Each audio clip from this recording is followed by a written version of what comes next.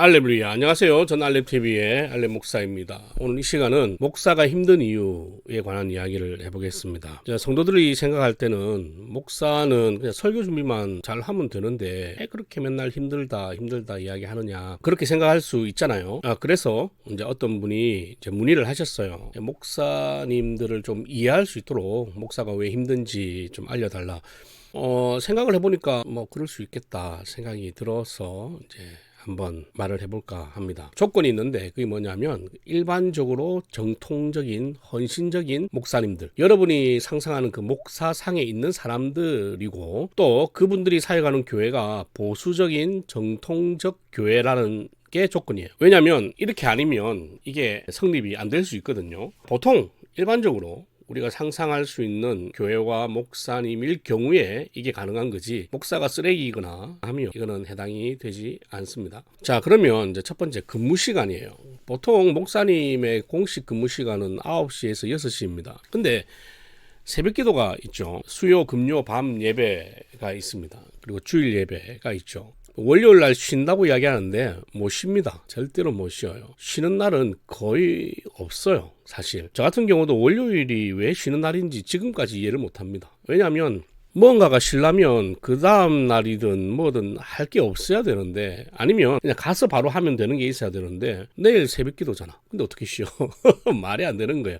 여러분, 월요일날 못 쉬어요. 쉬는 시간이 없다는 거. 그러면 이제 이렇게 이야기하겠죠. 아니 그러면 성도들도 수요일하고 금요일날 뭐 다 참석하지 않느냐. 이게 다른 일 하고 잠깐 정비하고 예배를 오는 것하고 그냥 새벽부터 밤까지 같은 장소에서 같은 업무처럼 예배를 계속 하는 거는 스트레스가 달라요. 그리고 목사의 공식 근무 시간은 대부분 여성도들과 하는 교회 사역의 근무 시간이에요. 그분들을 신방하거나 전도를 하든, 남자 성도들이 와서 전도를 잘 안 하잖아요. 일 나가야 되니까. 그런데 6시 이후는 남성도들 신방 시간이잖아요. 그러니까 사실상 근무 시간이 뭐 예배 다 빼도 평균 하루 15시간 이상이고 보통은 그보다 많은 경우가 더 많습니다. 그래서 목사님들은 항상 새벽 기도부터 와가지고 밤늦게 돌아가는 경우가 대부분이죠. 그걸 365일을 해야 돼요.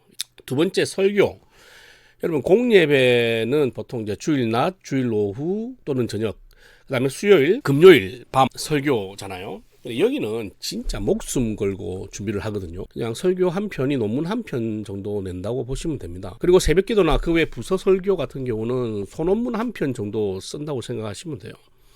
여러분, 설교도 인문학이잖아요. 회사의 프로젝트 같은 프레젠테이션 할 때는 사실 연구하는 과정이 힘들고 하지만 그래도 재미도 있고 하지만 논문을 쓰는 건 쉽지 않아요. 근데 단독 목회하는 목사님들은요, 매주 석박사 논문 수준을 3에서 4편 정도 써야 되고 매주 소논문을 10편 정도를 쓰는 거죠. 그렇게 보시면 돼요. 물론 사람마다 능력치나 연구의 집중도, 중요도 차이는 있지만 보통은 이렇게 씁니다.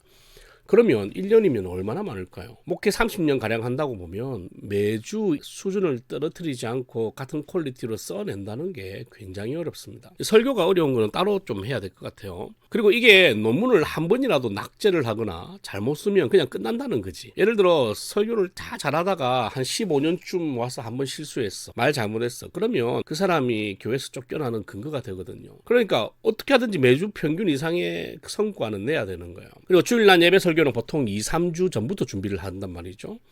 그러면 한 주간 최소 15번의 설교를 해야 되고 주일 날 예배는 이미 2, 3주 전에 준비를 해야 되고, 그 설교 중에 하나라도 실수하거나 실패하면 교회에서 잘릴 수 있다고 생각하면 그 스트레스가 어마어마합니다. 예를 들어 성도가 200명 정도라고 생각해 봅시다. 그러면 매주 200명의 교수 앞에서 매주 15편의 논문 발표하는 대학원생 같은 거죠, 목사는.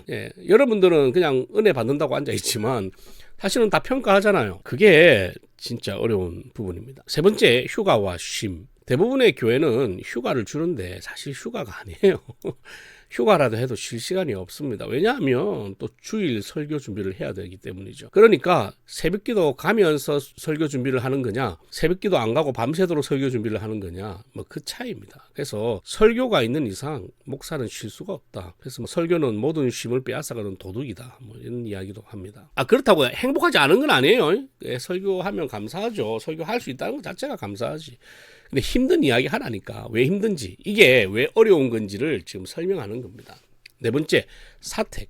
보통 목사님들의 사택은 교회 근처죠. 그러다 보니까 교회 관리를 목사님들이 해요. 여러분, 그러면 업무 마치고 퇴근하잖아요. 그러면 집에 있는 게 아니고 관리 집사로 변신을 하는 거지. 그러니까 일과 삶이 구분되지를 못해요. 그러다 보니까 목사님들이 공황장애를 많이 겪습니다. 멘탈이 강하신 분들도 계시긴 한데 그렇지 못한 분들이 훨씬 많아요. 여러분들한테 말은 못해. 그런데 목사님들 중에 정신과 약을 먹는 사람이나 혹은 먹어본 분들이 굉장히 많습니다. 그러니까 목사가 퇴근을 했는데 관리 집사로 바뀌는 거지.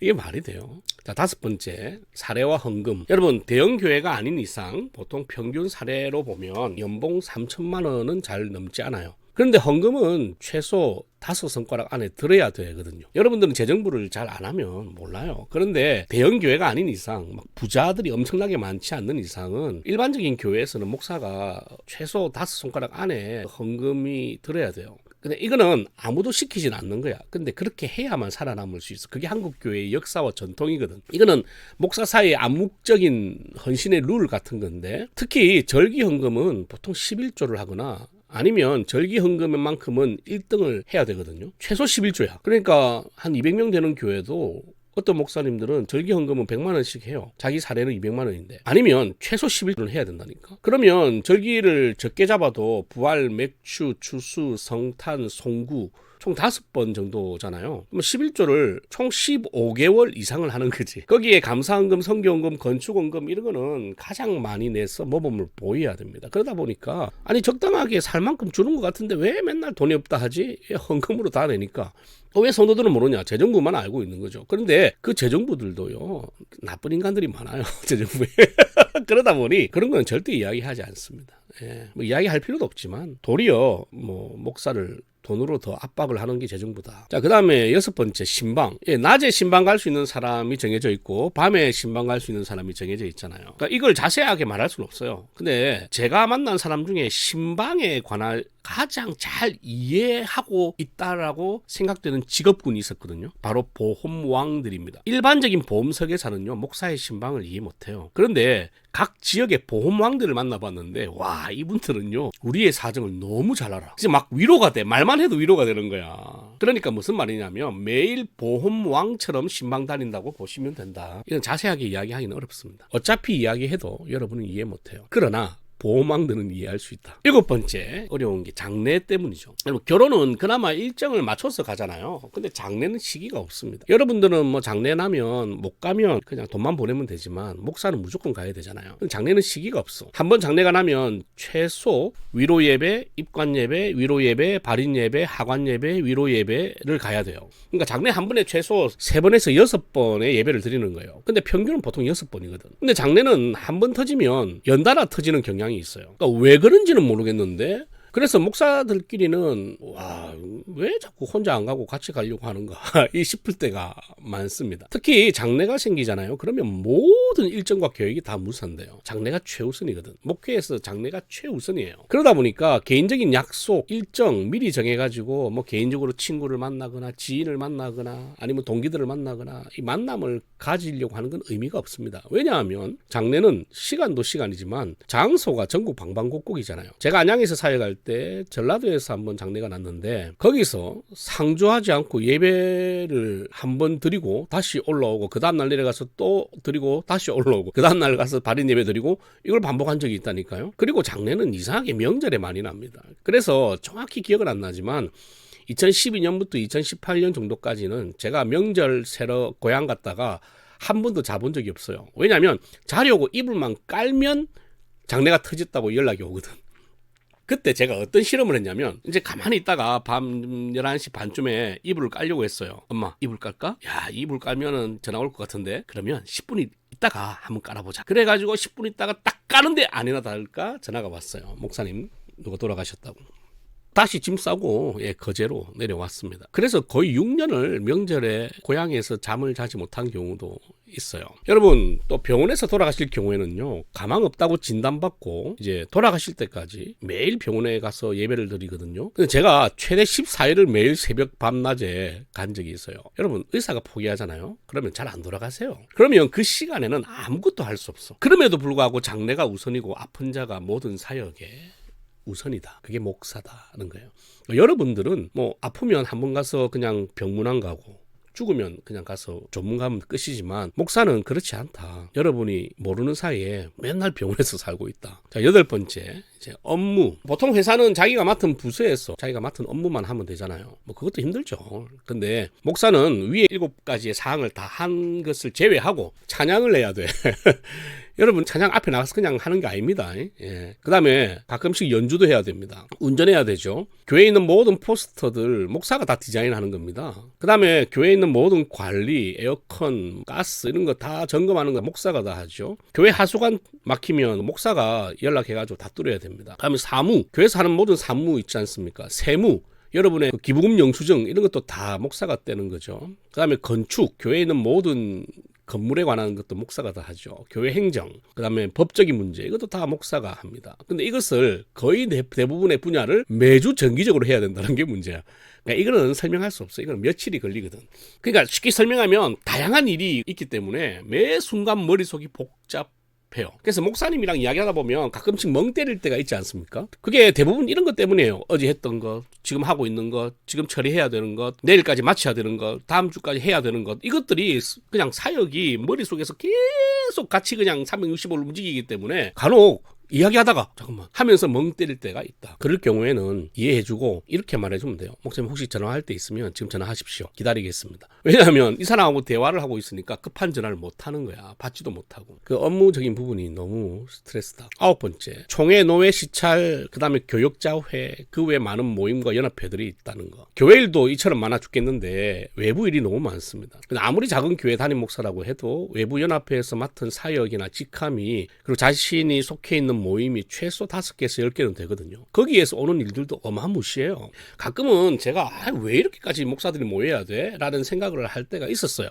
그런데 그 모임이 생긴 배경을 보면 충분히 납득이 됩니다. 물론 역사는 새롭게 발전해야 되지만 그 역사성은 절대 무시할 수 없다. 다 생긴 이유가 있고 유지해야 되는 이유가 있다는 거죠. 근데 그런 단체는 투표해서 뽑는 게 아니에요. 회장을. 그냥 차례대로 순서대로 그냥 회장이 되는 거거든. 그러다 보면 가끔 한 5개 단체 그 회장 순서가 돼가지고 그게 한 방에 아다리가 될 때가 있어요. 그렇게 하면 한 해 정도는 열심히 외부 사역을 해야 되잖아요. 그러면 교회에서는 뭐라고 하냐면 목사님이 교회 신경 안 쓴다고 합니다. 그런데 만약에 내가 그 회장 자리를 거절하잖아요. 그러면 연합회에서 욕을 해요. 니만 힘드나? 우리도 다 힘든데. 안 할 수도 없고 해도 욕먹고. 그러니 목사는요 늘 밖에서 욕먹거나 안에서 욕먹거나 둘 다 욕먹거나 평생 욕만 먹고 사는 사람들이죠. 여러분들은 목사님 존경해요. 거짓말 하지 마세요. 요즘 목사 존경하는 성도들이 어디 있어요. 그냥 욕 안 하는 것만 해도 참 좋은 성도지. 자, 그 다음에 10번째 상담과 오해. 여러분 전화 상담이나 교회에서 상담을 우리가 자주 하지 않습니까? 신방 말고 뭐 신방도 상담의 일종이긴 한데 어쨌든 상담 같은 걸 해요. 근데 많은 오해를 받습니다. 혹은 구역 예배 이런 데 가면 진짜 오해 많이 받아요. 모든 성도들은요 이상하게 자기가 위험하잖아. 그러면 그 모든 핑계를 목사에게 둬. 왜냐하면 그게 가장 안전하다고 생각하나. 제가 겪은 일 하나 이야기할게요. 구역 예배를 했는데 교회에서 밤에 했거든요. 그 구역이 있어서 초청을 해가지고 갔어요. 자꾸 설교하고 예배 인다고 저는 돌아갔습니다. 근데 이제 밤이 늦어서 갈 때 제가 뭐라 했냐면 일찍 들어가세요 라고 했단 말이지. 근데 그 구역 모임이 너무너무 행복했던 거야. 그래서 서로 나누고 웃고 교제하다가 새벽에 들어갔어요. 근데 그 간 분 중에 한 분이 그 여자분인데 집사님인데 그 남편이 술에 취해가지고 부인을 기다리고 있는 거야. 늦게 온 부인을 막 때려잡으려고 하는데 그런데 부인이 살아야 되잖아요. 그래서 교회에서 목사님하고 있었다라고 이야기를 했어요. 그러니까 새벽 1시부터 전화가 와가지고 새벽 4시까지 전화로 했잖아요.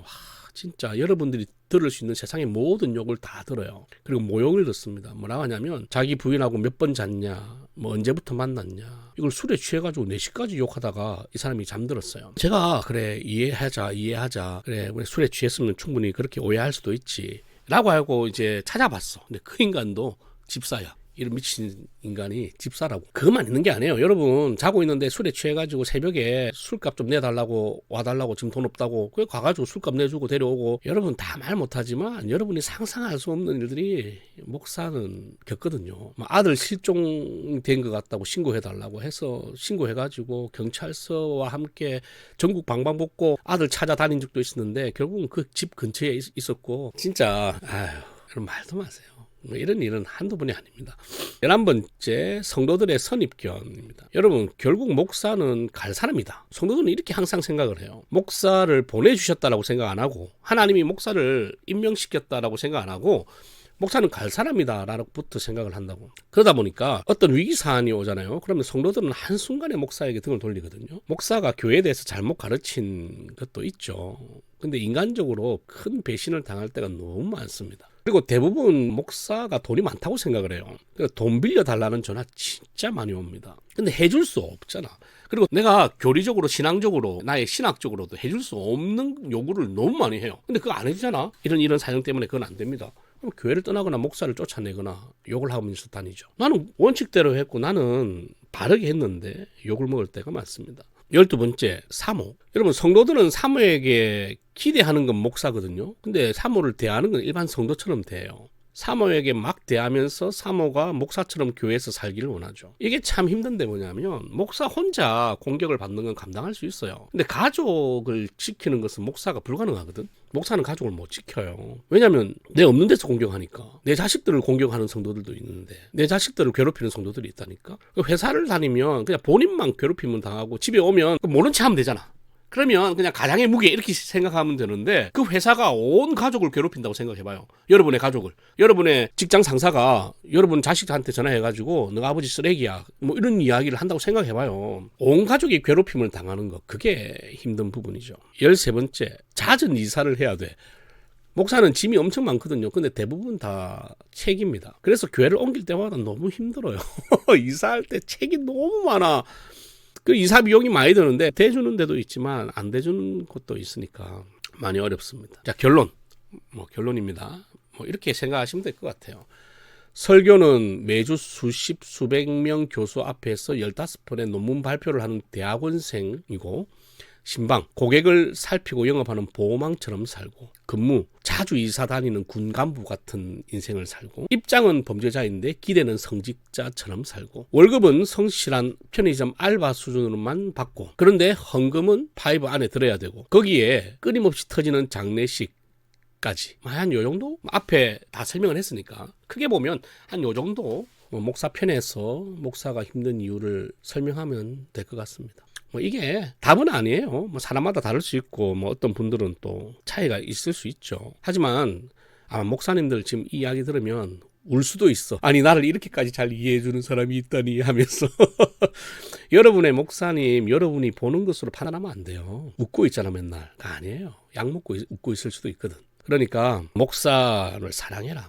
여러분이 알아서 하시고 목사 편에서 이야기하면 이런 거다. 그러니까 이 영상이 목사라는 직분을 가진 사람들에 대해서 조금이나마 이해할 수 있는 이해가 되고 또 품을 수 있는 근거가 이 영상이 좀 되었으면 좋겠다라는 생각에 영상을 한번 남겨봅니다. 할렐루야.